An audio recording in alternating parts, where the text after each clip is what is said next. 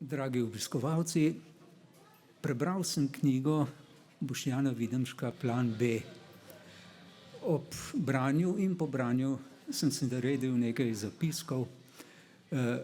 To sem nekako uredil na en list papirja in sem sklenil, da bom pravzaprav tole, kar sem ob knjigi razmišljal, danes prebral. Ker me vid kar malo zapušča, bo mogoče kdaj kakšna stvar videti, kot da v osnovni šoli pri branju nisem bil najboljši. Narava je kompleksna, ljudje smo predvsem komplicirani. Morda od tod prihaja disonanca, ki označuje naš sedanji odnos do nje. Če je bil prvotni človek od nje odvisen kot dojenček od materinih prsi, se človeštvo danes do nje obnaša kot podivjani najstnik. A prihaja čas, ko bo moralo postati njen ljubeči zakonec. Knjiga Plan B je otrok avtorjeve strasti. Jaz avtorja imenujem civilizirani divjak. Ta divjak smo pravzaprav vsi mi, 2 milijona let stari ljudje. Če bi tako delo poskušal opisovati s svojimi besedami, bi knjigo kaj lahko spremenil v prgišče prahu. A nisem jo bral s tem namenom.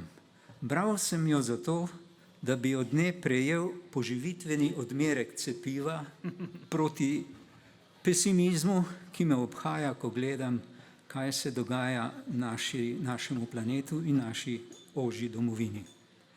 Pomagala mi je, da sem se utrdil v svoji drži upanja polnega pesimista. Z malce domišljavosti bi se označil za konstruktivnega pesimista. Človeštvu se ne piše dobro, a z Boštjanovimi in Matjaževimi primeri dobre prakse z raznih koncev sveta mi je nekako odleglo. Nekateri ljudje čisto dobro živijo brez knjig. Knjige pa ne morejo živeti brez bralcev. Mi jih oživljamo vsak po svoje, ker s seboj nosimo svoje svetove in svoje bralne izkušnje. Zato si bo Boštjan vzel toliko svobode pri odstrinjanju pogleda na svojo knjigo, kolikor sam meni, da je prav. Da se mu ne bo zgodilo kot tistemu avtorju, ki je potoval preko Atlantika in svojemu sopotniku v letalu razlagal o svoji novo izdani knjigi. Ta pa mu je tik preden so pristali v Evropi rekel: no, zdaj ste mi o svoji knjigi povedali toliko, da mi je ne bo treba brati. Hvala. Boštjan svojo knjigo na kratko imenuje Krik k pozornosti.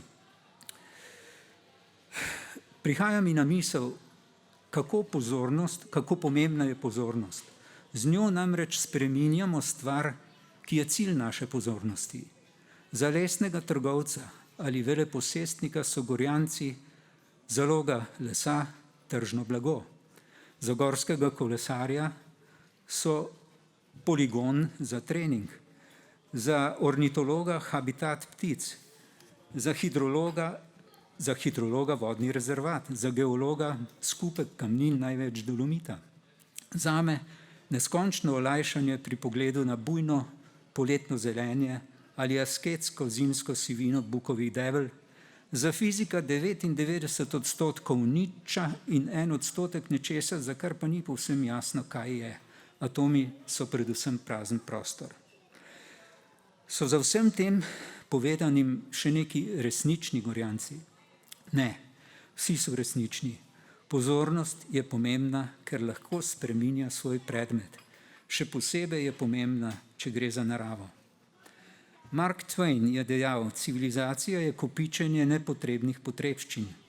Industrijska civilizacija je svet napolnila s produkti, oropala pa ga je odnosov. Pogosto imam vtis, da živimo v dvorani zrcal.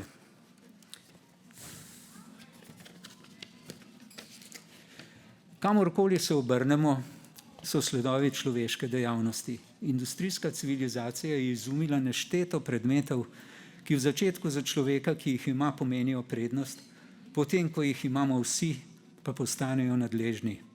Znebiti pa si jih ne moremo več, ker bi bili hendikepirani. Kot na nogometni tekmi, ko nekdo ostane, da bi bolje videl, potem ostane nekdo, ki je za njim, pa nekdo desno od njega, levo. Na to začnejo vstajati vsi, na koncu stojijo vsi, ampak nihče ne vidi bolje. Sesti pa ne more nihče več, zato ker ne bi videl nič. Tako je bilo recimo v 60. letih prejšnjega stoletja. Kdor je imel osebni avto, je bil resnično svoboden popotnik. Ampak zdaj, ko imamo avtomobile vsi, smo pravzaprav hudo nemobilni. Moramo ga pa imeti, zato ker je življenje ustrojeno tako, da brez njega ni mogoče. Industrijska civilizacija je prinesla čaščenje preobilja in njegovega orodja pohlepa. Preobilje zahteva nenehno gospodarsko rast. Ameriški ekonomist in interdisciplinarni filozof Kenneth Bouldin se je že pred desetletji pošalil. Kdor misli, da je na končnem svetu možna neskončna eksponentna rast, je ali nor ali pa ekonomist.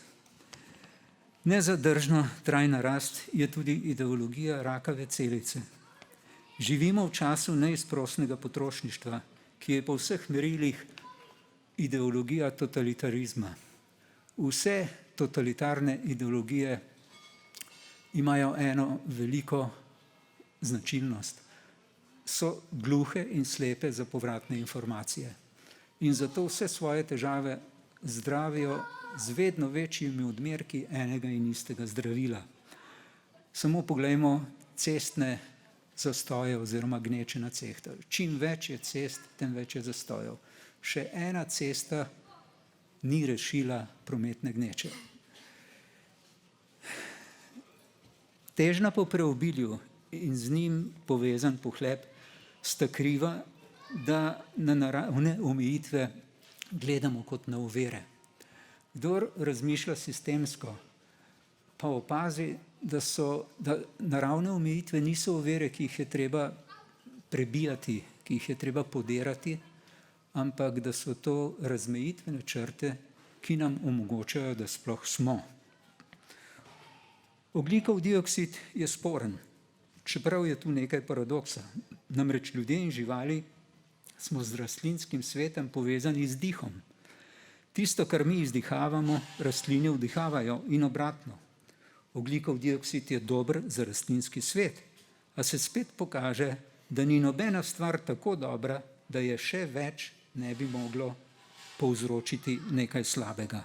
Tudi tu je odgovor prava mera.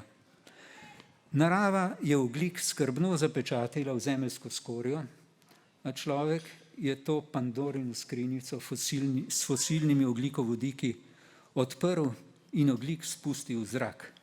Nekaj, kar je nastajalo več 10 milijonov let, smo v stoletju in pol uspeli že skoraj porabiti za svoje udobje.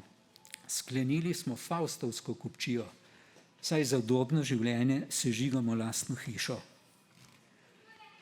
Lahko pomaga tehnologija, lahko, a samo kot naša dekla. Svet pa lahko reši za nas in za vse drugo življenje samo prava etična drža, zmernost, ponižnost, ki pomeni odpoved moči v razmerju do šibkejšega in prepričanje v usodno medsebojno povezanost vsega živega in le tistega z neživo naravo. Ekologija mora postati krovna veda nove dobe in njena glavna metafora. Tole sem si izbral nekako za uvod. Knjiga,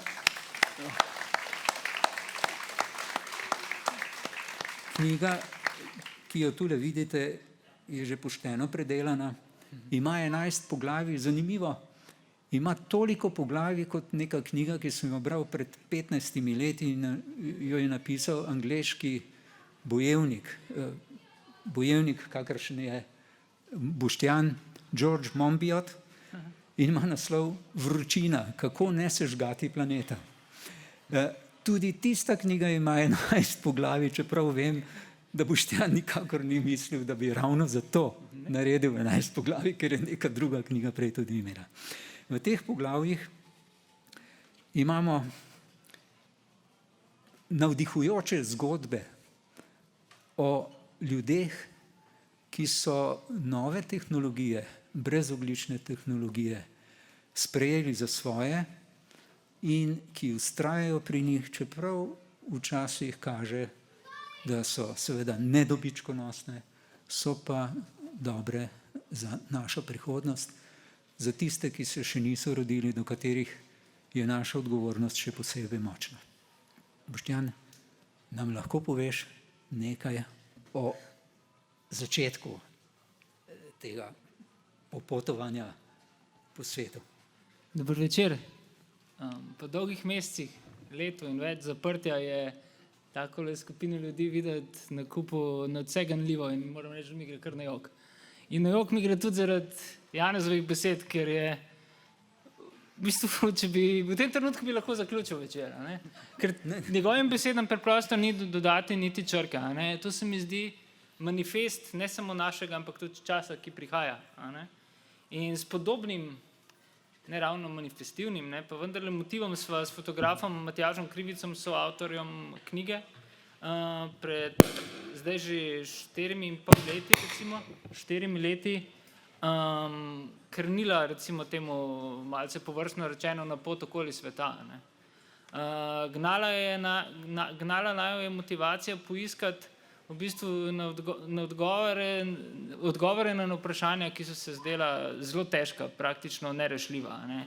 Kako tukaj in zdaj, in seveda tudi za prihodnost, poiskati primere, recimo temu najboljše prakse, obstoječe, ne znanstveno-fantastične, v boju s podnebno krizo. S podnebno krizo, ki jo kot, recimo temu, dolgoletni vojni ali pa protivojni poročevalec razumem kot absolutno frontno črto človeštva in nikakor ne le človeštva.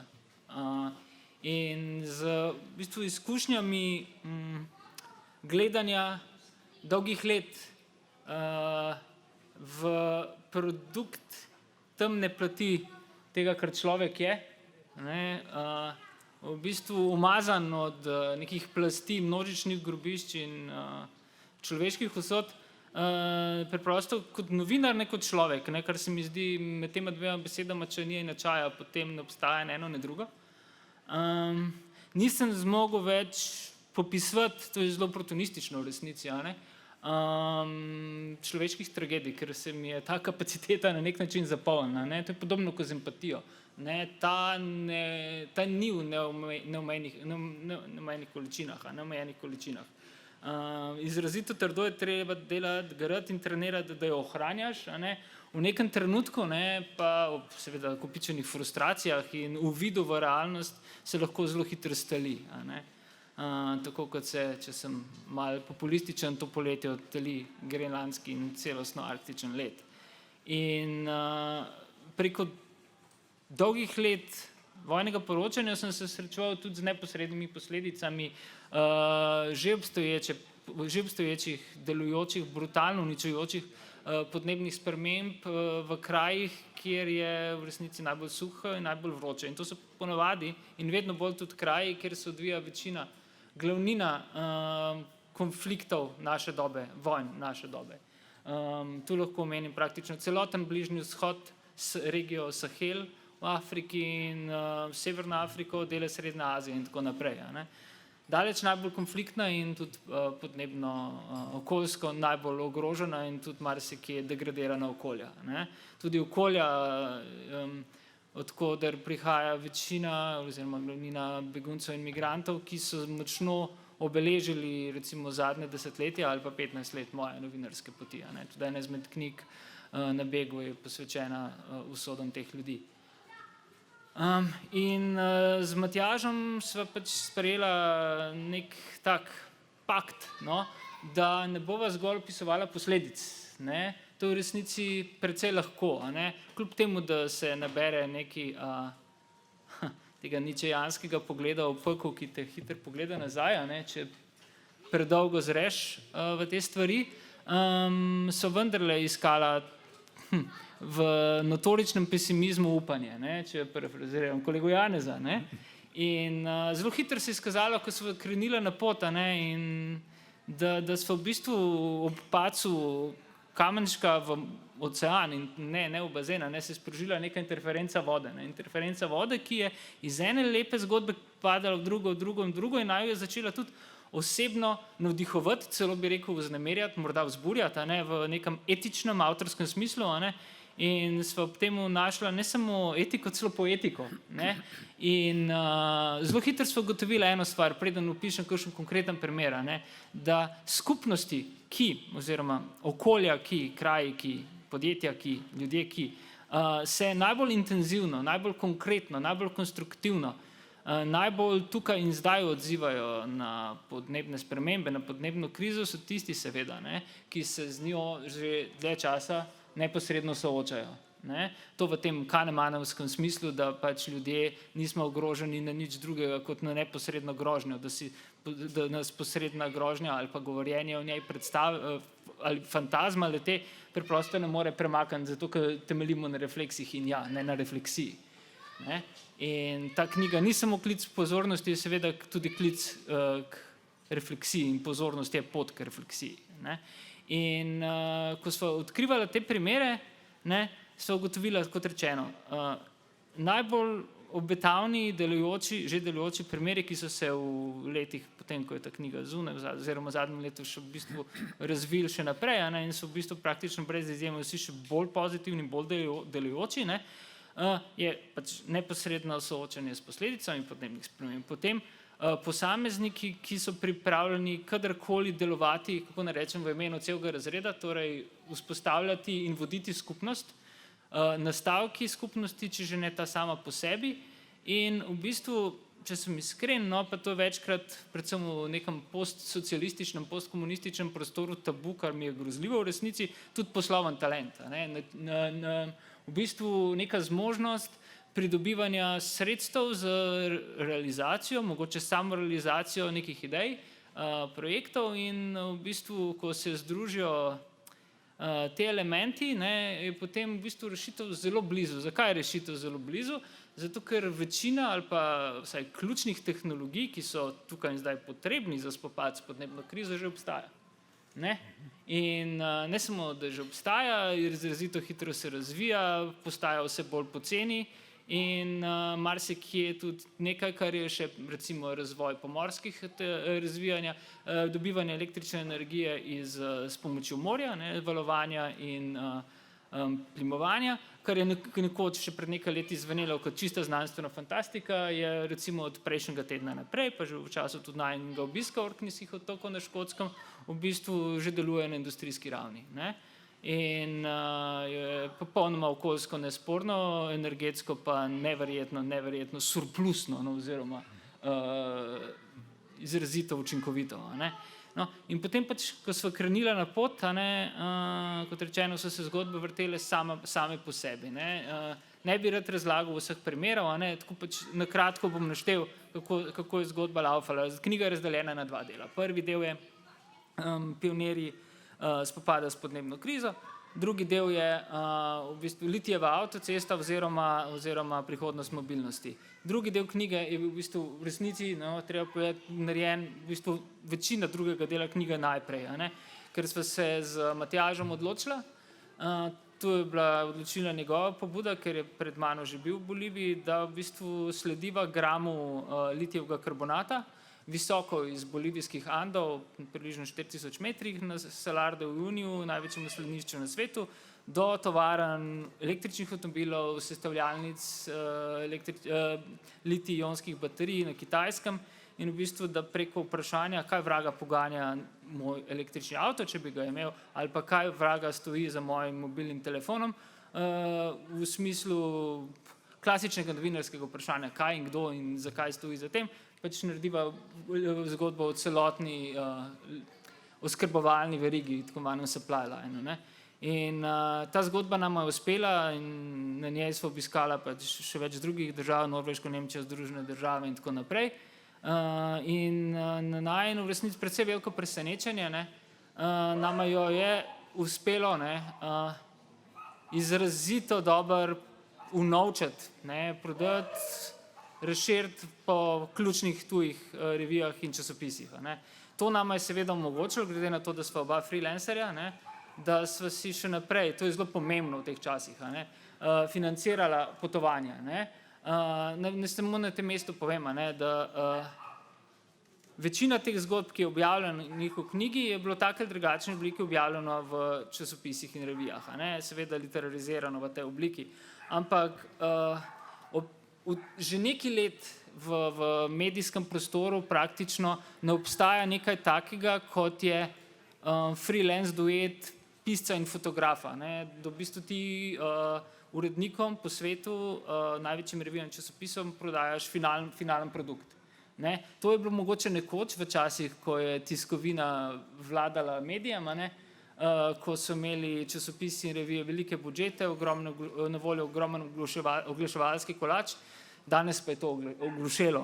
In v bistvu smo freelancerji v resnici predvsej stisnjeni v kot, ampak z Matjažem sva se pač odločila, da tega preprosto, ne povem zelo direktno, jebeva, ne? Ker to je pač diskurs, ki ga uporabljava in se ne bom delal, da govorimo drugače. Ne? In v temu ne jebeva se skriva veliko vsebine, ne? Zato ker je to v bistvu algoritem, ne? Ker tako pri zgodbah, kot sva jih iskala, ne? Hitro se zaletiš v zid pesimizma, tega, da je nemogoče, da ne gre, da se kopiči neka odtujenost, zagrenjenost, frustracija. Na drugi strani, da ti uredniki serijsko rečejo, ne, da ne vem, čutiš v sebi pač v bistvu neko željo po predaji, ne, da zaostaješ 10,4 minute pred koncem v resnici. Ne.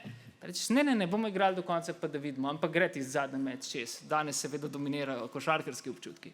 Ne?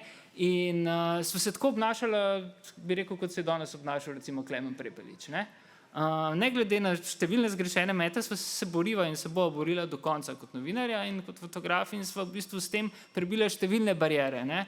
In to dojemam kot nek simbolen algoritem tudi za spopad s podnebno krizo in ker so se ljudje, ki so potegnili to zgodbo naprej, so se srečevali praktično s samimi neji in so jih prebijali, svojo voljo, svojo strastjo, svojo etičnostjo, svojo v bistvu neko neustavljivostjo iz drobovja, mogoče ravno iz tega divjaške civiliziranosti in civilizirane divjaškosti.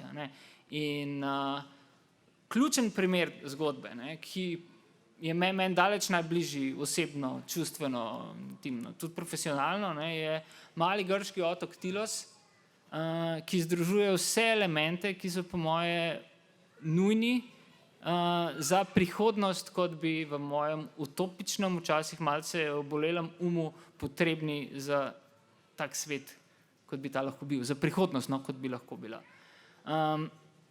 Ta mali otok v Dodekanskem otočju se je v 80-ih letih nahajal v nekem popolnem demografskem, ekonomskem, socialnem, celostnem razsulu. Bil je totalna vukojebina sredi Mediterana, ne? Jugovzhodnega Mediterana, če smo natančnejši. In potem je na ta otok prišel mladi zdravnik, Tasos Aliferis, ki je v času vladavine fašistične vojaške hunte v Grčiji bil prisiljen študirati medicino v Rimu, ker se ni mogel vpisati na faks v Atenah. Po padcu fašistične hunte se je vrnil domov in si v bistvu pogovoru s tedanjim predsednikom vlade Papandreouom izboril možnost, da gre na najbolj odročen takrat grški otok na novo postavljati družbo, ne? Na novo postavljati ekonomijo, na novo postavljati praktično vse, ne? In to kot mladi zdravnik. Ne? In zelo pomembno je to izhodišče. Ne? Človek je prišel v bistvu že na pogorišče. Ne? Je prišel na pogorišče politike, je prišel na pogorišče neke že takrat neoliberalne ekonomije in totalne demografske in posledično tudi okoljske degradacije. Ne? In je začel iz nič. Kar mu je uspelo narediti, je to, da je Tilos od leta 2019 naprej, od pomladi 2019 naprej, prvi energetsko, seveda govorim izključno in samo obnovljivih verih energije, energetsko samopreskrbni otok v Sredozemlju, da je prvi otok v Grčiji bil, na katerem so izvedli istospolno poroko, je bil prvi otok v Grčiji, na katerem so prepovedali lov, je bil prvi otok v Grčiji, na katerem so v celoti obnovili vse antične pastirske poti, je otok, na katerem živi 10.000 divjih koz in to se vidi. Je otok, ki je za razliko od številnih drugih, bi rekel, prostorov, krajev v Mediteranu, zelo na široko, s široko odprtimi rokami, na ta način sem jaz tudi prišel v stik prvič s tem otokom, sprejel stotine in stotine beguncev v času najhujše begunske krize, ta je obstajala v Grčiji, v Evropski uniji, ne. Mi smo le krulili ob bolečini drugega. In ta otok nikoli ni bil na zemljevidu begunsko-migrantskih poti iz Turčije v Grčijo, ne? In ljudje, ki so prišli na otok, so bili v bistvu brodolomci in so bili v psihofizičnem še bistveno slabšem stanju kot ljudje, ki so prihajali na Lesbos, Samos, Kos in druge nekako malo bolj zaradi begunsko-migrantskega vprašanja poznane grške otoke, ne? Ampak na Tilosu, ti ljudje niso bili vrženi za žice, begunska taborišča, ne? Niso jih obkolili strelski jarki in agresivna policija in domačini, ki bi v njih videli veliko ekonomsko priložnost, nasprotno, ne? Nemudoma so bili brez kakršnega resnega podvprašanja, kaj želi vprašanje sprejeti v družbo, ne? Omogočeno jim je bilo, da so nemudoma začeli delati v turizmu, rasla so socialna podjetja in delovali so, ko bi rekel, off-grid, izven delujočega sistema, ne? Off-grid je zelo dobeseden bil nekaj časa na Tilosu, ne? In to se je dogajalo istočasno, ne, ko so vodilni ali pa najbolj, ko bi rekel, angažirani ljudje na otoku s pomočjo Pirejske univerze in evropskega projekta, ki je financiral evropskega sklada, ki je financiral tovrstne projekte Horizon 2020, uspeli v bistvu zgraditi malo večjo hibridno fotovoltaično vetrno elektrarno. In ne samo to, s pomočjo kolegice nemške znanstvenice iz nekega inštituta, ki skrbi pač za razvoj shranjevanja energije in baterijskega shranjevanja, so zgradili tudi unikaten battery storage system, ki jim omogoča, da presežke energije shranjujejo tudi, tako bi rekel, na deževen dan, če sem poskušal to prevesti iz angleščine, ne. In kar se je zgodilo na Tilosu, zato izpostavljam ta primer, ki je prvo poglavje v knjigi s tem razlogom, je, da se je najprej zgodilo tisto, čemur Matevž Lenarčič reče, sprememba sociološke družbene paradigme.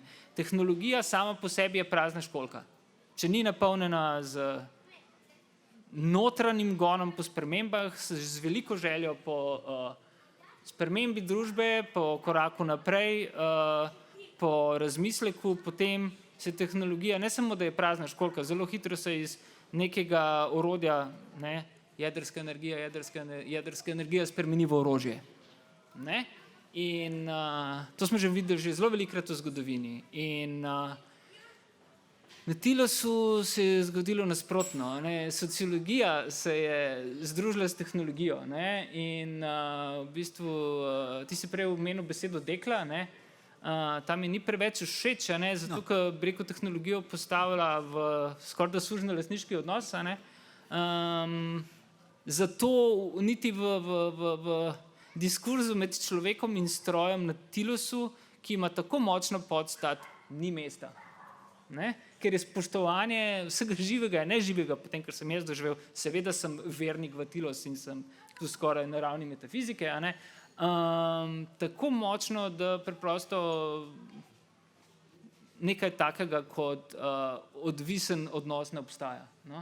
In to se mi zdi ključno v vsakem medčloveškem odnosu, v vsakem človeško-živalskem, živalsko-človeškem odnosu in tako naprej, a ne.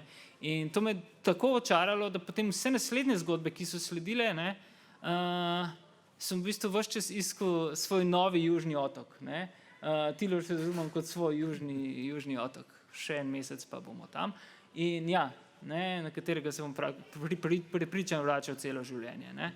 In v naslednjih poglavjih so predstavljene seveda različne zgodbe. Islandija kot država, ki je iz popolne naftne odvisnosti s pomočjo geotermalne in prej seveda tudi vodne energije v bistvu šla na 100% obnovljive vire energije, ki je doživela po letu 2008 po hudem finančnem zlomu, po notranjem obračunu, v bistvu v lustraciji lopovskih bankirjev, tudi nek notranjo katarzo in sprejela odločitev, da preprosto tako, kot je šlo v neki orgiji rasti, ne bo šlo več in se je odločila notranje, kolektivno je to ideologija, ne, pristop od rasti. Tisto, kar mi je v resnici neverjetno blizu. Ne. Podobno je na nek način, ne, a dolgovezim? Ne. Prekinite me, Dušan je še tle. Ja, seveda je, potem bo pa on imel čas. Bom pa jaz začel.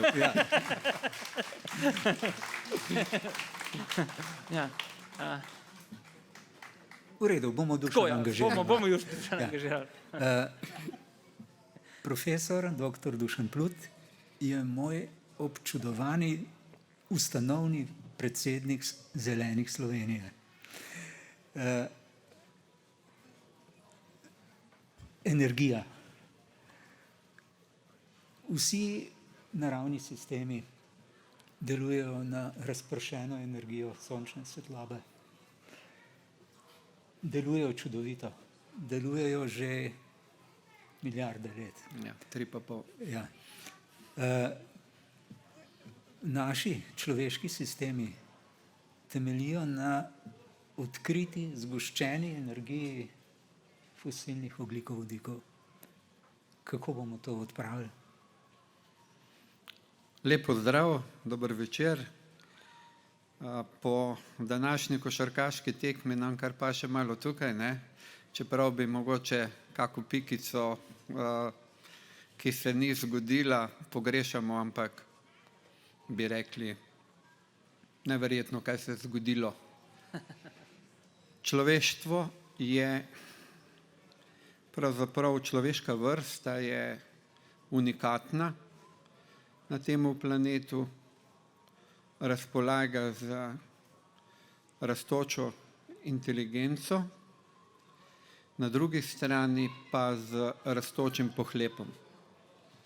In te dve zadevi se niso našle najbolj, bom rekel, simetrično, da bi šle skupaj. Človeška vrsta je začela uporabljati fosilna goriva praktično pred 300 leti. Zgodovina človeštva, sodobne civilizacije pa so stare nekaj tisoč let. Če pa pogledamo seveda zgodovino nastanka fosilnih goriv, pa se pogovarjamo o stotinah milijonih let. In poglejte, kaj se je zgodilo. Človeška vrsta je začela uporabljati zaloge fosilnih goriv, ki se, njihova temeljna lastnost je seveda zgoščena energija. In energetska revolucija, ki se imenuje pravzaprav industrijska revolucija, je dejansko energetska revolucija. Namreč, če pogledamo zgodovino človeštva, potem bomo videli, da se največje spremembe dogajajo takrat, ko človeštvo zamenja energetsko osnovo. In mi smo pred 300 leti zamenjali energetsko osnovo. Vse je izgledalo od začetka tako, kot vedno izgleda pri tehnologijah, vedno, da je vse v redu, da bo vse boljše in da bo tehnologija uporabe fosilnih goriv zaradi izredne zgoščene energetske moči rešila probleme takratnega človeštva. Pokazalo se je seveda, da raba fosilnih goriv resnično prinaša večjo energetsko moč in če smo iskreni, in jaz mislim, da se moramo iskreno pogovarjati, je uporaba fosilnih goriv v začetku izboljšala materialno blagostanje in to bistveno. Skupaj z razvojem, bom rekel, zdravstva je bilo tista osnova, ki je resnično izboljšala blagostanje, vendar je zaradi zgoščene rabe že takoj na začetku prišlo do onesnaženosti zraka in številni, bom rekel, problemi urbane zgostitve in rabe fosilnih goriv se kažejo v številnih žrtvah in zdravstvenih posledicah rabe fosilnih goriv. Da ne bom preveč dolgovesil, mogoče malo preskočimo zadevo. Raba fosilnih goriv dejansko pomeni rabo zalog, ki so končne. Posledice te rabe pa so v tem trenutku, če jemljemo seveda nekaj desetletij, postale take, da dejansko ogrožajo stabilnost podnebja. To se je težko predstavljati. Človek je postal največja geološka sila za rabo fosilnih goriv. Največja geološka sila, geologi nas opozarjajo, da bi pravzaprav morali geološko zgodovino zadnjih 200-300 let preimenovati, da si več ne zasluži naravnih znakov, ampak da postavimo v ospredje rabo energije in negativne posledice rabe predvsem fosilnih goriv v taki meri, da so te posledice večje, poudarjam večje, kot so posledice delovanja naravnih sil. Potresov, vulkanov in vse tisto, kar spreminja podobo zemeljskega površja. Skratka, človek je postal za fosilnimi gorivi geološka sila. Poglejte, kaj se je najprej razmišljalo, da bo največji problem v tem, ker so fosilna goriva končno, to se pravi, njihova količina je omejena in da bo v 70 letih meje rasti, so opozarjale in pisale zelo katastrofična obzorja človeške civilizacije, zaradi tega, ker bo zmanjkalo nafte. To se ni zgodilo, zgodilo se je pa nekaj drugega. Da je raba fosilnih goriv spremenila sestavo ozračja v taki meri, da je prišlo do podnebnih sprememb. Zemlja enostavno se je začela segrevati zaradi tega, ker so ogljikov dioksid in ostali toplogredni plini dejansko preprečujejo, da bi ta toplota, odpadna energija zapustila zemeljsko ozračje in zaradi tega prihaja do podnebnih sprememb. In zdaj smo pravzaprav na civilizacijski prelomnici, na civilizacijskem razpotju. O jedrski energiji bomo sigurno še kaj spregovorili. Ne bom jaz zdaj nič omenjal, ampak zdaj je ključno civilizacijsko razpotje v tem, da moramo poiskati in da iščemo novo energetsko osnovo. To se pravi, da smo prisiljeni v izredno kratkem času zaradi hudih posledic podnebnih sprememb, ki so v glavnem posledica rabe fosilnih goriv, da smo prisiljeni zamenjati energetsko osnovo. In Boštjan je v svoji knjigi navedel številne primere, kako od spodaj, to je izredno pomembno, ni politika tista, ki bi spreminjala to.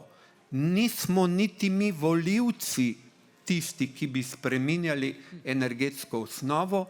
Ljudje v regijah, v lokalnih skupnostih so začutili svojo, bom rekel, zgodovinsko priložnost in tudi dolžnost, da spreminjajo energetsko osnovo človeštva, da poskušajo v tem obdobju, ko še vedno prevladuje koncept količinske, poudarjam, količinske gospodarske rasti, ko neoliberalni kapitalizem dejansko ruši vse, bom rekel, omejitve in ne spoštuje omejitve, ki jih postavlja planetarni ekosistem, so ljudje od spodaj, če rečem, normalni ljudje z vizijo, začeli na lastnem primeru v vsakdanjem življenju, na lokalni, regionalni ravni reševati tisto, kar bi morala pravzaprav reševati odgovorna politika. In to je, po mojem mnenju, ključna sporočilna nota knjige Boštjana, torej Plan B. Kaj se bo zdaj zgodilo? Zelo grdo bom rekel. Nisem prepričan, da bo v zelo kratkem času prišlo do spremembe družbeno-ekonomskega sistema. Najbrž se boste s tem strinjali. Žal. Ne bo prišlo do revolucije. Ne samo zaradi tega, ker bi bila revolucija, bom rekel, nasilna, ampak ne bo prišlo zaradi tega, ker smo zelo ujeti v te vzorce, bom rekel, kvalitete življenja, ki nam ga omogoča vztrajanje na modelu rasti in s tem povezane rasti bruto domačega proizvoda. Vendar sem pa prepričan sem, da bodo te primeri, posamezni primeri, ki bodo tudi, kot je Boštjan nakazal, finančno in ekonomsko uspešni, prepričali najprej, bom rekel, nas, navadne državljane, v drugi fazi pa tudi politike, ker bodo prisiljeni slediti tem spremembam, da bo prišlo do postopne zamenjave energetske osnove človeštva. To pa bo mogoče samo v primeru, če bo celotna dejavnost civilizacije, človeštva, družbe, posameznih držav zasnovana na nepremakljivih omejitvah okolja. Kar pomeni, to, kar se rekel Boštjan, odrast bo morala postati ključna paradigma, ki bo vključevala seveda tudi energetsko osnovo. Če bo do tega prišlo, ne vem, ravno prej sva se z Majo pogovarjala, da včasih, ne vem, nekje tja je bila, da včasih človek ne ve odgovora. Jaz ne vem, če bo prišlo do tega. Lahko sem pesimist ali pa optimist. Ne vem, če bo do tega prišlo. Zakaj? Zaradi tega, ker nam je naš planetarni ekosistem do sedaj dopuščal zelo dolgo, da smo z njim ravnali skrajno neodgovorno, bom rekel, in sovražno. 3 stoletja nam je to dejansko dopuščal. Zdaj se pa že pojavljajo povratni loki, ki jih ne moremo več z svojimi, bom rekel, linearnimi modeli več razumeti, ker gre za teorijo kaosa, ki se pojavlja.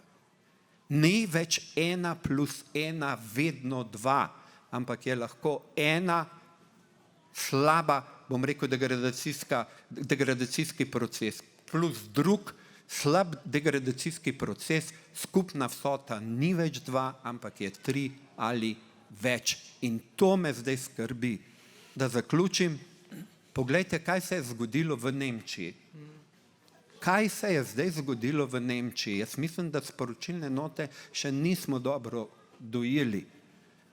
Tako kot je pri Fukušimi ena izmed najbolj tehnološko razvitih držav, Japonska, odpovedala na celi črti in se je pokazalo meni osebno po letu 1990, ko sem zagovarjal zaprtje jedrske elektrarne Krško, pa ne bi imeli zdaj problemov, marsikaterega, se je zdaj ponovno pokazalo. Ne samo, da ena Sovjetska zveza ni znala ravnati z jedrsko energijo. Tukaj se je pokazalo, da tehnološko razvita in občudovana Japonska je odpovedala na celi črti.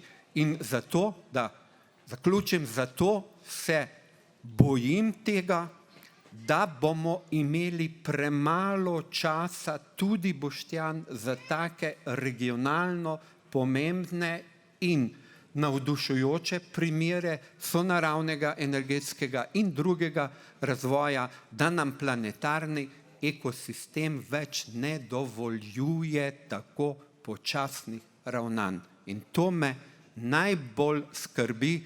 Malo bom patetično rekel, ravno letos, ne boste verjeli, čas gre blazno hitro naprej, letos je minilo aprila 50 let od moje prve demonstracije zasedba Aškerčeve ceste oziroma ulice v Ljubljani, Filozofska fakulteta, zaradi uličnega hrupa, takrat, ker so šli tovornjaki tam blizu. No, letos seveda je bilo spet nekaj razlogov za protest, tako da zdaj že 50 let protestiram, pa kdaj hudiča bom lahko nehal protestirati, pa naj še, bom rekel, pride do kakšnega takih sprememb, da me ne bo treba protestirati. Ampak kakorkoli, bom rekel, moramo se boriti naprej, prepričan sem, da bomo na koncu zmagali in osvojili vsaj bronasto medaljo. Lep lok.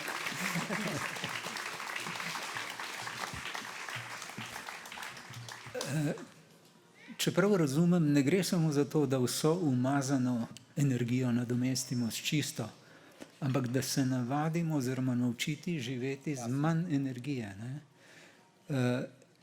To je za mnoge ljudi boleče. Ta model rasti. Tako. Američani pravijo, branili bomo svoj način življenja. Zadnjič sem bral tudi, da bomo Evropejci branili svoj način življenja. Mi moramo braniti življenje ekosistemov, ne samo sebe postavljati v središče. Vtis je, kot da zlasti korporacije in skratka tudi vsa potrošniška družba, ki jim služi, da je nekako odločena, da mora banket na našem ekološkem Titaniku trajati in trajati, pa čeprav do bridkega konca. To je žalostno. Glede pesimizma, pa pesimisti smo kot kanarčki v rudniku. To se pravi, koristimo družbi. Kanarčki v rudniku so se Ampak samo do takrat, dokler so živi. Ja. No, se zato pravijo, da optimisti živijo dlje, na račun pesimistov. Za razliko od novinarjev in okoljskih aktivistov. Boštjan, CO2, zajemanje pri dimniku v Oslu. Ja. Je to možno pri nas narediti, recimo kot umestno tamle v Šoštanju? Mislim, tak večer je, da si bom privoščil še eno digresijo. Bom odgovoril na to vprašanje, ampak ne pri Šoštanju. Nič karkoli, jaz ga ne teš nikoli več. Zelo pomembno je, ko govorimo o spopadu s podnebno krizo, tudi o odrasti in vse, kar ne bi leta pomenila in prinašala, da je v jedru vsega temu, nekaj, čemur se reče podnebna pravičnost. Veliko bolj smo občutljivi, ranljivi in vzkipljivi na tisto, kar se dogaja pri nas, torej na globalnem severu, kot na tisto, kar se dogaja na tako imenovanem globalnem jugu. Jasno je, kje zgodovinsko in tukaj in zdaj ležijo ključni razlogi emisij, ključni emiterji emisij in jasno je, kje so bile do zdaj in kje bodo tudi prihodne posledice kopičenja tega v ozračju najhujše. Ob tem seveda, da zelo tako, všeč mi je bilo na začetku, da je CO2 nekaj, s čimer živimo, nekaj, kar živimo, nekaj, kar ne živi. In ob temu v bistvu se je zgodila neka demonizacija, zaradi pretiranega kurjenja fosilnih goriv je CO2 postal grožnja. Ampak ob tem pozabljamo na mogoče grožnjo, ki bo že zelo hiter, morda v 5 optimističen scenariju, 10 letih, ampak v spopadu s podnebno krizo, tukaj zdaj optimističnih scenarijev ne smemo upoštevati, kajti tudi tisti najbolj pesimističen iz pariškega podnebnega dogovora iz novembra 2015 je zdaj praktično že velja za smešno optimističnega, celo utopičnega. Ne. Stvari grejo tako hitro. Letošnje poletje z ekstremnimi temperaturami, ekstremnimi vremenskimi pojavi, nihanji, tako na globalnem severu kot na globalnem jugu prav to potrjuje. In to 1+1 je mogoče celo 7. Ja. Ne, to poletje. Ne, odpovedujejo osnovne matematične funkcije tukaj. Ne. In hočem reči, tam zunaj ne, obstaja nekaj takega kot je metan. Ne. Obstaja neko mestece visoko v Sibiriji, imenovano Vrhojansk. V tem mestecu so, če se ne motim, leta 1896 izmerili najnižjo temperaturo v severni hemisferi v zgodovini in ta je bila minus 67,8 stopinj Celzija. Lansko leto, ne, letos je bila ta številka še višja, no, gremo lahko kar v letošnje leto, ne, v knjigi citiram številko iz leta 2020. V letošnjem letu so v istem Vrhojansku izmerili najvišjo temperaturo v zgodovini Sibirije, ne, oziroma arktičnega kroga. In ta temperatura je neverjetnih dobrih 38 stopinj Celzija. Ne. Razlika je, koliko, če smo natančni, 116 stopinj med najnižjo in najvišjo temperaturo v istem kraju. Ne. Če to ni, bi rekel, globalna, v vseh smislih vojna napoved, ne vem, kaj je. Ne. Pa je to v bistvu ekstrem. Ne. Hitchcock je strašil s sencami, mogoče nam ni potrebno strašiti s tako radikalnimi specialnimi efekti, pa vendarle, ne. To je ta Hitchcockova senca, po moje. Tega se moramo najbolj bati. Ne. In kaj se dogaja v zadnjih letih pospešeno v Sibiriji? Ne? Permafrost, trajno zmrznjena tla, se pospešeno topijo. Ne? Potem je tlemi, vemo, se nahaja marsikaj, ampak ne bomo zdaj, bi rekel, postali vsi tisto, kar smo postali v zadnjem letu, pa pol amaterski virologi. Ne? Predvsem s stopljenjem permafrosta meči mehča zemlja, iz nje uhaja metan v ozračje, metan, ki je bistveno bolj reaktiven, hitreje reaktiven, včasih tudi do 80-krat od CO2-ja.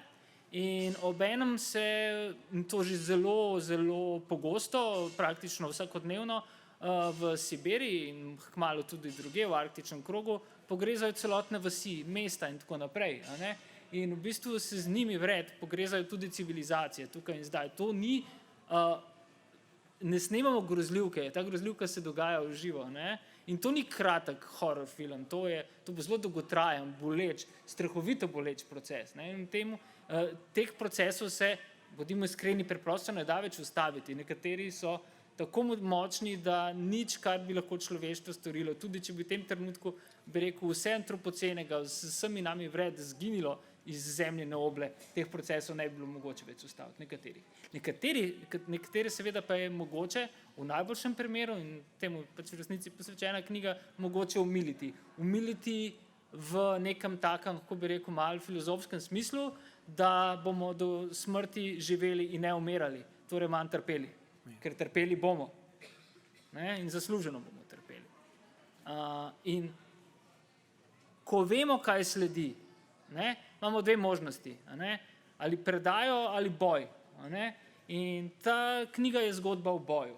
Zato je zgodba o boju, ker so praktično vsi, ki v njej nastopajo in ne, kot rečeno, temelji praktično na pobudah posameznikov in skupnosti, že dobili udarce v glavo, zaslužene ali nezaslužene zaradi svojega črtica našega načina življenja. Ne? In so se odzvali primerno in kolikor je bilo mogoče pravočasno, ne? In pravično časno. In ne na račun drugega. Ne? Praktično vse, kar druži primere, opisane v te knjige, tudi nekaj, mogoče tukaj Norveška poseben primer, pa bi se dali razpravljati, ker je večina njene preobrazbe zelene, vendar reglana na črno energijo, ne?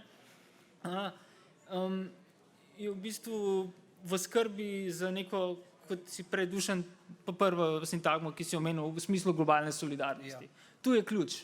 Ne?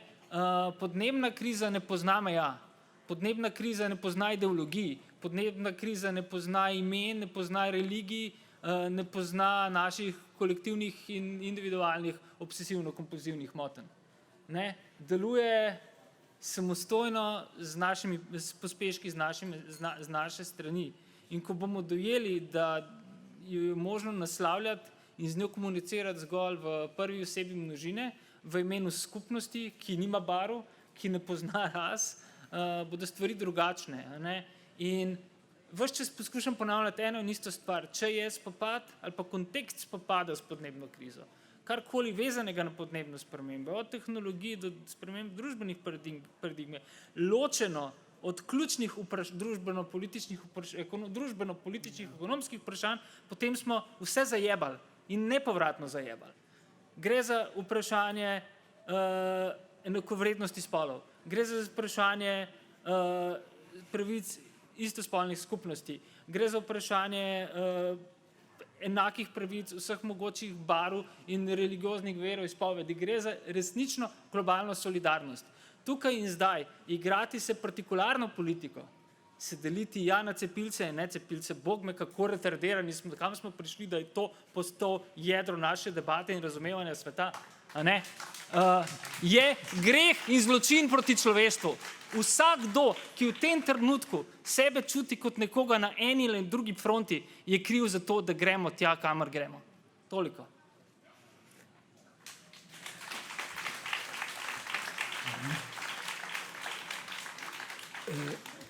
Čas hitro beži. Mobilnost. Ja.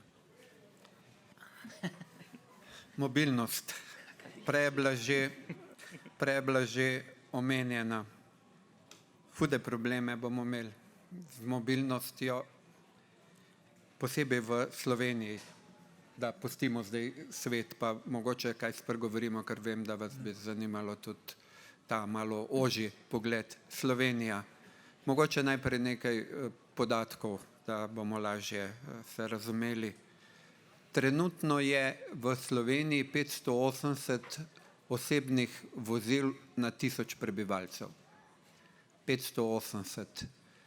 Zanimivo, nacionalni energetsko-podnebni načrt, ki bi moral biti zelo, bom rekel, zeleno obarvan, če ne zaradi nas, pa vsaj zaradi Evropske unije, pa kakorkoli gledamo na zeleni dogovor evropski, načrtuje še povečano motorizacijo in sicer več kot 600 osebnih vozil na 1000 prebivalcev.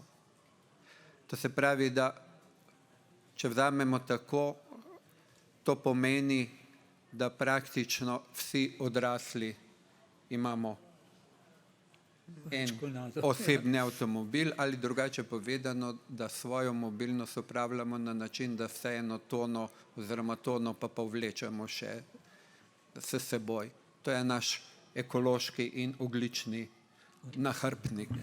Zelo težko se bomo v Sloveniji ga znebili, pa tudi mislim, da se ga, zdaj bom pa geografsko, boš Janez malo razočaran, kaj bom zdaj rekel, da poselitveni vzorc Slovenije za 6000 naselij enostavno ne omogoča popolnega, radikalnega prestopa od osebne motorizirane mobilnosti k javnemu prevozu in železniško-avtobusnemu prometu. Žal ne bo šlo. Imeli bomo še avtomobile, vendar si bi želel, da je javna alternativa tista, ki nas bo prepričala o tem, da prvič ne potrebujemo toliko avtomobilov, drugič, da bo prevoz z javnimi prevoznimi sredstvi energetsko učinkovit, da bo finančno privlačen in da bo kvaliteten in hitrejši, poudarjam, hitrejši od osebnega prometa. In tukaj se pa zdaj zgodba zakomplicira. Enostavno bomo vsi skupaj težko izstopili. Tudi jaz sem danes prišel v Novo mesto, sicer imam hibrida, pa zdaj tudi ne vem, a je to glih najboljša rešitev ali ne, mogoče bomo še kako zadevo spregovorili, pa vendar sem prišel z osebnim avtomobilom. Ni vam treba razlagati, zakaj. Vam bom pa povedal primer, ko sem šel v Metliko iz Ljubljane kot zadrt Belokranj, seveda na Vigret z železnico, ne. Popotovanje od Litije do Čateža. 3 ure ropotalo je, da nisem mogel niti knjige v roki držati. Ustavili smo se za vsakim grmom, ki je kazal znake poselitve. Skratka, katastrofa, živa katastrofa. In ko sem šel nazaj, na srečo so drugi bili bolj v narekovaju pametni, sem se z veseljem iz Metlike z določenimi razlogi tudi odpeljal, ampak z osebnim avtomobilom nazaj v Ljubljano. Velik problem je, ki ga bi pa morali začeti reševati. Skratka, staviti bi morali na javni prevoz, absolutno modernizirati železniško omrežje. Javni prevoz bi moral postati, prosim, ne poskočiti, javni prevoz bi moral postati temeljna storitev, ki bi morala biti brezplačna. Absolutno. Estonija je že šla po tej poti in tam je praktično celoten javni prevoz brezplačen. In seveda to tudi kaže, da se potem ljudje lažje odločijo za to obliko mobilnosti, ki bo po mojem mnenju morala postati ključna. No, še mogoče to, če vas zanima, povprečno, kje smo Slovenci, ne?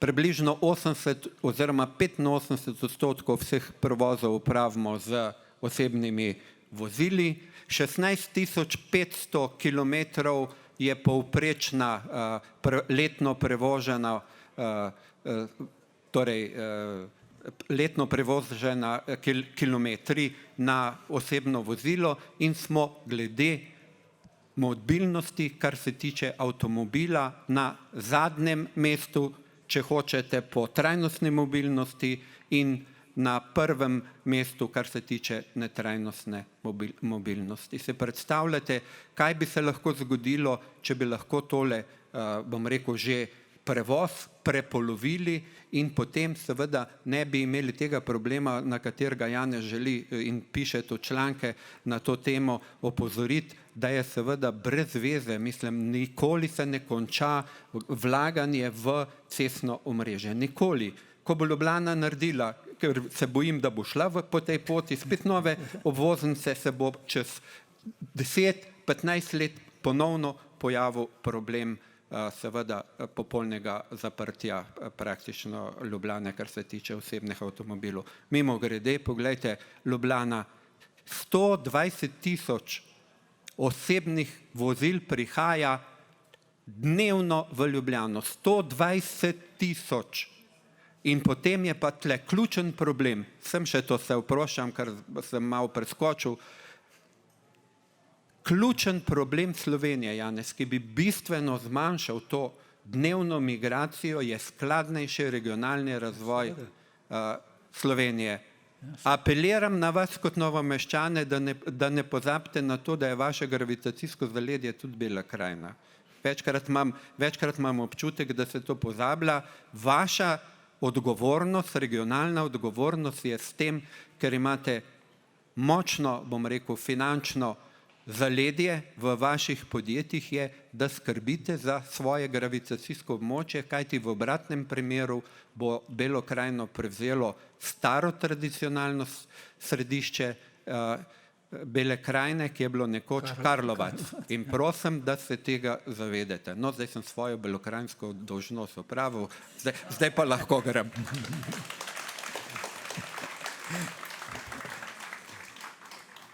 Ja, jaz bom nekaj o svoji bolečini povedal zdaj. Moja bolečina so predimenzionirane slovenske avtoceste. Naredil sem eno tako manjšo raziskavo, zelo preprosto. Slovenija ima glede na površino in glede na število prebivalcev daleč največ avtocest v Evropi, najbrž tudi na svetu. Recimo, 22-krat večja Švedska ima samo 2,5-krat toliko avtocest kot Slovenija. 10-milijonska Švedska.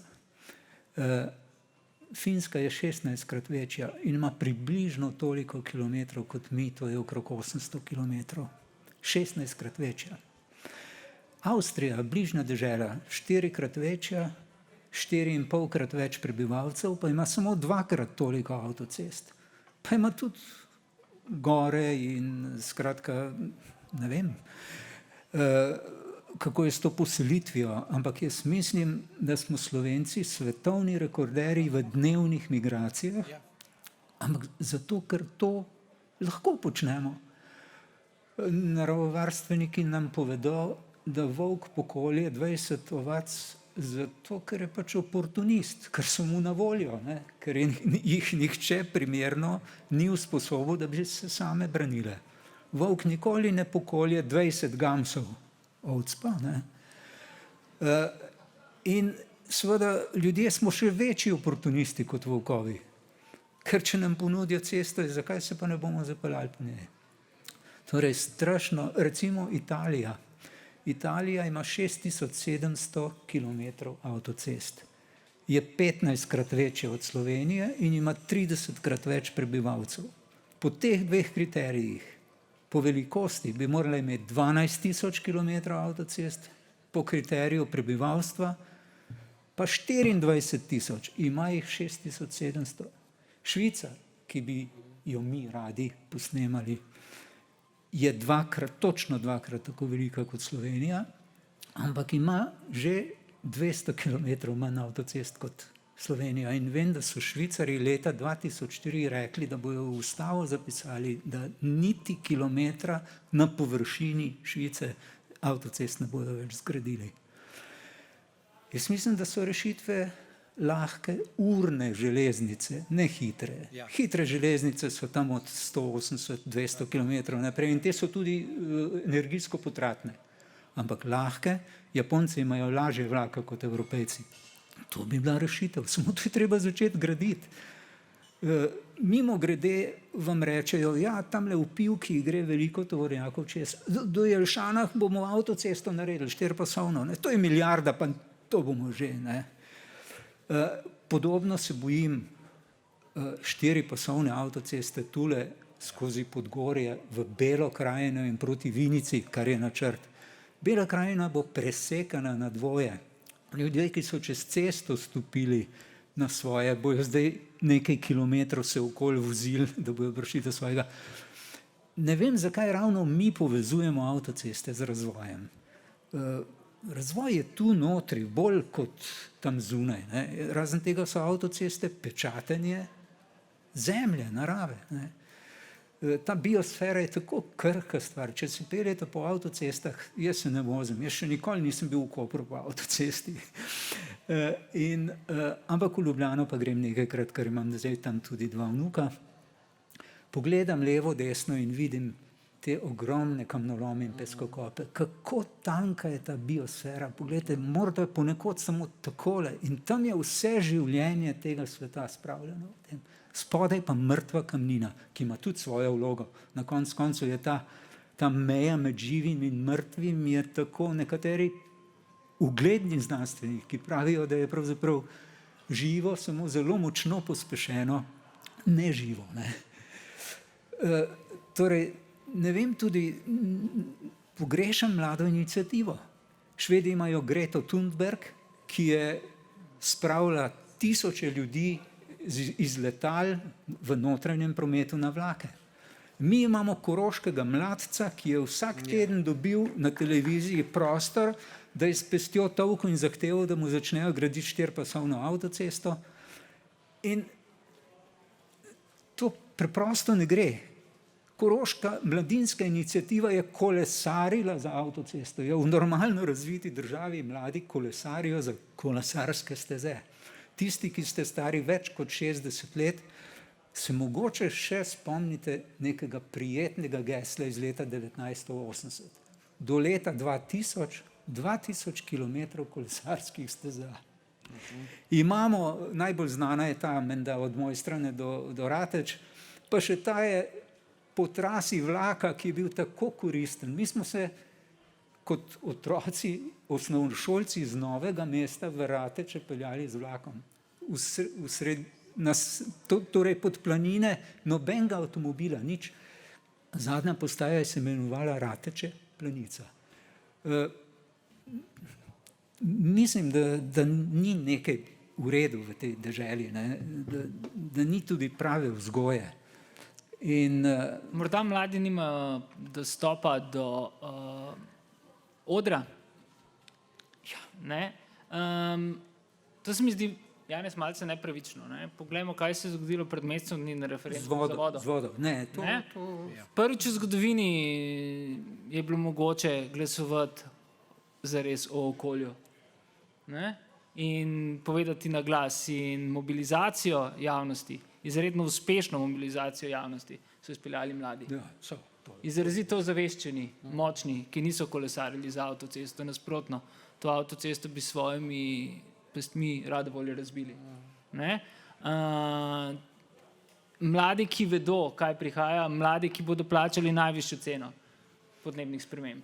Gotovo. In ceno sprememb nahajam se na vajeni strani krivde, ki so ustvarile generacije, ki smo jo ustvarili generacije pred njimi. Nepošteno jih je izločiti iz borbe, v katero so tudi, če v njej ne bi želeli sodelovati, potisnjeni, pregnani. Govorimo o internirancih, podnebnih internirancih nove dobe. Krivda je jasna. Nima smisla tukaj in zdaj več upirati prsta. Treba iskati najširšo, zvenim kot predsednikov podnebni svetovalec, najširšo možno koalicijo. Kakršnakoli izključevalnost je morilska. Vodi v, ne govorim nasploh, to ni, bi rekel. Nisem izključeval mladine, nasploh, srčno sem jo želel, da bi jo bolj slišal in več videl. A se je pokazala in izkazala in ustvarila momentum, ki ga nihče na političnem polu, ki se sam sebe vklicuje za opozicijo, ni bil sposoben, ker je ta opozicija tako prekleto impotentna in rečem temu avtovlečna, avtofelacijska. Seže navzdol le do svojih spodnic in uničuje družbo. Zato je bila potrebna organizacija izven obstoječih političnih struktur. In to je od spodaj navzgor. In to je gradnja skupnosti. In to je edina mogoča prihodnost, ki si jo želim. Mogoče se nekaj, Janez, pa ne, glih prav, da bom rekel malo, jaz to jemljem kot izziv, bom rekel tvoje besede glede mladih. Poglejte, prvič se je zgodilo z gibanjem za podnebno pravičnost, kjer sodelujejo mladi, da so jasno in nedvomno postavili nekaj, kar se pravzaprav politika ne upa. Povedali so, da je znanost tista in da so znanstvena spoznanja tista, ki jih je potrebno spoštovati. Tako kot ne gremo k mesarju, če nas nekaj boli, čeprav zna marsikaj opraviti, gremo k zdravniku, tako oni sodijo, da bi morala politika in vse odločitve bile sprejeti na osnovi znanstvenih ugotovitev. In to je izredno velik korak naprej od tako imenovanih, bom rekel, populističnih okoljevarstvenih prizadevanj. Izhaja se iz znanstvenih spoznanj, ki kažejo, da moramo narediti ogromne spremembe. Mobilnost, Bela krajina. Predor, prosim. Predor nam naredite eno luknjo, 2 kilometra, nič drugega ne rabimo kot to. Kajti v obratnem primeru, to vam pa moram povedati, v obratnem primeru se bodo mladi intelektualci iz Bele krajine preselili v Novo mesto, kar bo povzročilo vam probleme, bom rekel, ne zaradi tega, ker bo belokranjska mentaliteta tukaj, bi bilo zelo vredno mogoče, da se malo oplemeniti, ne? Ja, ampak želja je predvsem v tem, da se seveda ta razdalja, ki je zelo majhna, da se zmanjša in najbrž to ne bi bil tako okoljevarstveno negativen projekt, jaz mislim, da bi bil pozitiven, še boljše bi pa bilo, Janez, da bi naredili modernizacijo železnice in da bi se seveda železnico pripeljali do Ljubljane. Aha, to vam nisem povedal. Kaj mislite, koliko je povprečna hitrost slovenskih vlakov na uro? Bravo, 40 kilometrov. Kaj mislite, koliko je bila povprečna hitrost vlakov v času Avstro-Ogrske? Tu nekde.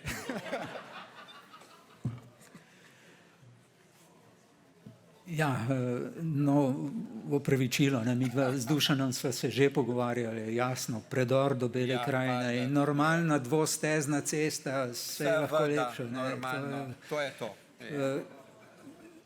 Ja. Sta na plačilni listi kakega cestno-gradbenega podjetja, kolega. Takoj, nevarno, zlasti mi. Lobiji delujejo, midva vidimo sva tudi nevarno. tukaj. Nekaj tvoja zelena srajca bledi. Ja, Tako, eno stvar bi rad, mislim, da tudi naš čas že počasi izteka. Zelo pomembno se mi zdi poudariti eno reč. Ob koncu lanskega leta, sredi decembra, sta v slovensko in evropsko javnost prišli vzporedno dve raziskavi. Ena je bila raziskava o izpolnjevanju okoljskih zavez znotraj Evropske unije. Slovenija je bila po neizpolnjevanju le-teh na drugem mestu. Na prvem mestu je bila seveda presenečenje Madžarska. Istočasno je prišla v javnost evropsko in slovensko raziskava o stanju odprte družbe po prvem valu covida. Kako je le-ta vplival na bodimo neposredni erozijo, krčenje demokratičnih procesov. Na tej lestvici so zopet zmagali Madžari, za njihovim repom, ki se ga vse bolj strani političnih elitov oklepamo, pa smo bili Slovenci. bravo. To se mi zdi nekaj najbolj grozljivega. In hkrati je to neposreden dokaz tega, kar govorim tudi kakšnim političnim in poslovnim voditeljem, s katerim se srečujem v zadnjem letu, da sta spopad s podnebno krizo in demokracija neposredno povezani, da sta premo sorazmerni. Tukaj in zdaj doživljamo hkrati erozijo vseh mogočih demokratičnih procesov, razkol, razpad, brutalen napad na univerzalni sistem človekovih pravic, razfukavanje na prafaktorje ostankov humanizma in obenem tudi totalno nepripravljenost, če smo zares lokalni, za spopad s podnebno krizo. To gre z roko v roki in to je smrtno nevarno. Dobesedno smrtno nevarno. V času, ko se totalitarne tendence tako izrazito, tako hitro krepijo, v času iliberalne demokracije, kjer totalitarni voditelji na oblast prihajajo, da s pomočjo demokratičnih procesov, kakšna krasna zgodovinska ironija je to, in v času, ko je avtoritarnost praktično postala skorajda kolektivno erotičen element v centralni in vzhodni Evropi, ki temu rečem štokholmski sindrom zamudo doživlja tisto, kar je bilo mogoče pričakovati, po moje, že kar nekaj mesecev po padcu berlinskega zidu, pa v veliki fukojamovski, tej zafukani jami neoliberalizma, euforiji nismo bili sposobni uvideti in dojeti. In tukaj ima, bi rekel, akademija, univerza, znanost, tudi govorimo o družbenih znanostih, izrazito veliko krivdo, ker je bila prepričana, da je mogoče družbene procese reševati z ekonomskimi, tehnološkimi prijemi. Tako ne gre in tako ne bo šlo.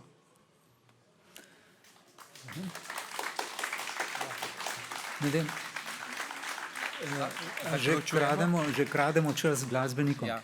Jaz samo en stavek bom rekel, podnebnih sprememb nismo premagali, ampak vreme pa smo. Hvala. Mislim, da je knjiga še na voljo v knjigarni, če je odprta, ne, z veseljem vam podpišem, če boste kupili. Hvala vam. Knjige, hvala lepa.